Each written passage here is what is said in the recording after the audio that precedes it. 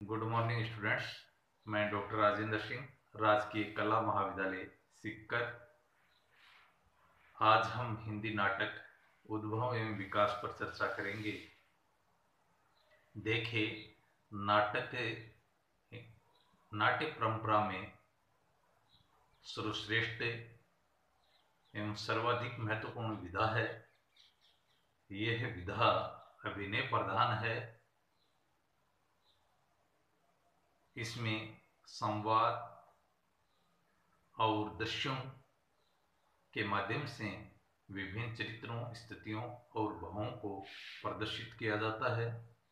आधुनिक काल से पूर्व हिंदी साहित्य के आदिकाल, भक्तिकाल और रीतिकाल में नाटकों का अभाव है। आदिकाल का दृष्टिकोण मुख्यतः है सामाजिक व्यवस्था का, भक्तिकाल का दृष्टिकोण आध्यात्मिकता का एवं रीतिकाल का श्रृंगारिकता का रहा है। यद्यपि संस्कृत साहित्य में नाटकों की एक समृद्ध परंपरा मिलती है। महाकवि कालिदास का अभिज्ञान शाकुंतलम प्रसिद्ध नाटक रहा है। आचार्य भरत मुनि ने के अनुसार देवताओं की प्रार्थना के उपरांत ब्रह्मा ने ऋग्वेद से पाठ, सामवेद से मान, यजुर्वेद से अभिनय और अथर्ववेद से रस लेकर नाट्यवेद की रचना की। आधुनिक काल से पूर्व कुछ नाटकों की रचना तो हुई, परंतु उनमें प्रौढ़ता का अभाव रहा। स्त्रीय नाटकों की रचना भारतेंदु युग से ही प्रारंभ हुई। भारतेंदु से पूर्व जिन नाटकों की रचना हुई उन्हें हम शास्त्र सम्मत नहीं कह सकते। भारतेंदु बाबू के ने अपने पिता गोपाल चंद्र द्वारा रचित नहुष नाटक को हिंदी का प्रथम नाटक कहा। हालांकि आचार्य रामचंद्र शुक्ल ने महाराज विश्वनाथ कृत आनंद रघुनंदन को हिंदी का प्रथम मौलिक नाटक कहा है। साहित्य की विभिन्न विधाओं की दृष्टि से भारतेंदु काल हिंदी साहित्य का उल्लेखनीय काल रहा है। हिंदी में नाटक रचना की दृष्टि से इसी युग को वास्तविक रूप से आरंभिक काल माना जाना चाहिए। इसके पश्चात हिंदी साहित्य में नाट्य साहित्य का द्रुत गति से विकास हुआ। आधुनिक हिंदी नाट्य लेखन की परंपरा को सम्यक रूप से इस प्रकार से समझा जा सकता है। सर्वप्रथम भारतेंदु युग नाटक को अभिनीत किए जाने के लिए लिखा जाता है। भारतेंदु हरिश्चंद्र ने राष्ट्रीय सांस्कृतिक चेतना जगाने एवं जन सामान्य को जागृत करने के लिए अपने नाटकों में आलस्य, अविद्या, ईर्ष्या, अंधविश्वास, मद्यपान, छुआछूत जैसे अनेक सामाजिक बुराइयों पर प्रहार किए। इन्होंने अपनी नाट्य कला में प्राचीन एवं नवीन भारतीय और पाश्चात्य नाटकीय तत्वों का समावेश किया। भारतेंदु काल में पौराणिक, ऐतिहासिक, सामाजिक, प्रहसन, रोमानी, अनुदित आदि सभी प्रकार के नाटक लिखे गए। इन नाटककारों में प्रताप नारायण मिश्र, लाला श्रीनिवास दास, बालकृष्ण भट्ट, राधा कृष्ण दास, राधाचरण स्वामी, बद्री नारायण प्रेमघन, अंबिका दत्त व्यास आदि विशेष उल्लेखनीय हैं।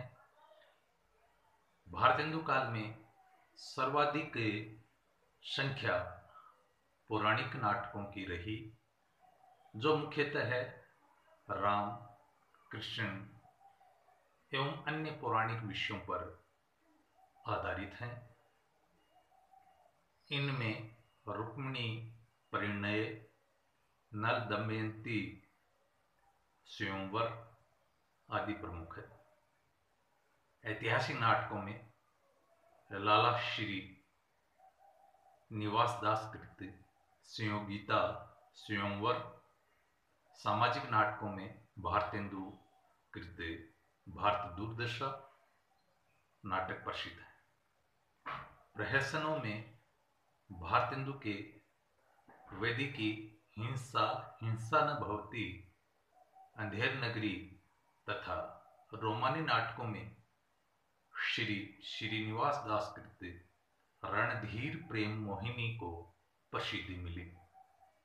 इसी प्रकार भारतेंदु काल में संस्कृत, बंगला और अंग्रेजी नाटकों का हिंदी में अनुवाद किया गया। अनुदित नाटकों में Abhijnana Shakuntalam, Uttara Ramacharitam, Padmavati, as you like it इत्यादि प्रमुख रहे। भारतेंदु युग के पश्चात द्विवेदी युग में महावीर प्रसाद द्विवेदी राजनीतिक चेतना जगाने, सांस्कृतिक पुनर्जागरण करने, भाषा परिष्कार में व्यस्त रहे। इस युग में मौलिक नाटकों की रचना नगण्यशील रही हैं। द्विवेदी युग के पश्चात प्रसाद युग हिंदी साहित्य में, हिंदी नाट्य साहित्य में जयशंकर प्रसाद को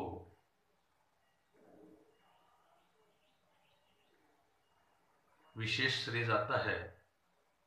नाटक साहित्य को प्रौढ़ रूप देने में प्रसाद जी ने अनेक नाटक लिखे। अपने नाटकों में उन्होंने इतिहास को आधार बनाया, साथ ही प्रसाद का दृष्टिकोण सांस्कृतिक एवं दार्शनिक चित्रण भी रहा है। प्रसाद ने 1 दर्जन से अधिक नाटकों की रचना की है, जिसमें सज्जन, कल्याणी, परिणय, करुणालय, प्रायश्चित, राजश्री, विशाख, अजास्त्रु, कामना, जन्मेजय का, नागयज्ञ, स्कंदगुप्त, एक घूंट, चंद्रगुप्त, ध्रुवस्वामिनी इत्यादि नाटक लिखे। इन नाटकों में भी स्कंदगुप्त, चंद्रगुप्त एवं ध्रुवस्वामिनी कलात्मक उत्कृष्ट की दृष्टि से प्रसाद की प्रमुख नाट्य रचनाएं रही हैं। प्रसाद जी के पश्चात हिंदी नाटकों ने विशेष गति पकड़ी। प्रसाद युग के प्रवृत्ति नाटककारों में हरिकृष्ण प्रेमी, लक्ष्मी नारायण मिश्र, उदय शंकर भट्ट, गोविंद वल्लभ पंत, उपेंद्र नाथ अश्क, शेठ गोविंद दास, आचार्य चतुर्सेन शास्त्री, जगदीश चंद्र माथुर इत्यादि उल्लेखनीय हैं। इसके पश्चात मोहन राकेश ने आधुनिक बौद्ध की नई परंपरा को जन्म दिया। उन्होंने आषाढ़ का एक दिन, लहरों का राजहंस, आधे अधूरे नामक 3 नाटक लिखकर मानवीय त्रासदी को नाटकीय रूप में प्रस्तुत किया। आषाढ़ का एक दिन महाकवि कालिदास को केंद्र में रखकर चुना गया, तो लहरों का राजहंस में चिरंतन आध्यात्मिक प्रश्न को नवीन संदर्भ से लिया है, जबकि आधे अधूरे में संशय और अनिश्चय की परिस्थिति में भी आशा की एक किरण खोजने का प्रयास किया है।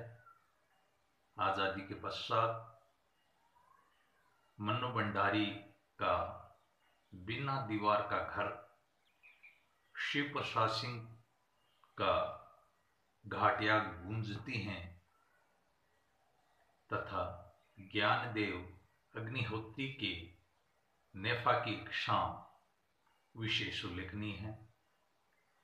इस प्रकार हिंदी नाटक के उद्भव में विकास चर्चा को यहीं विराम देते हैं। धन्यवाद।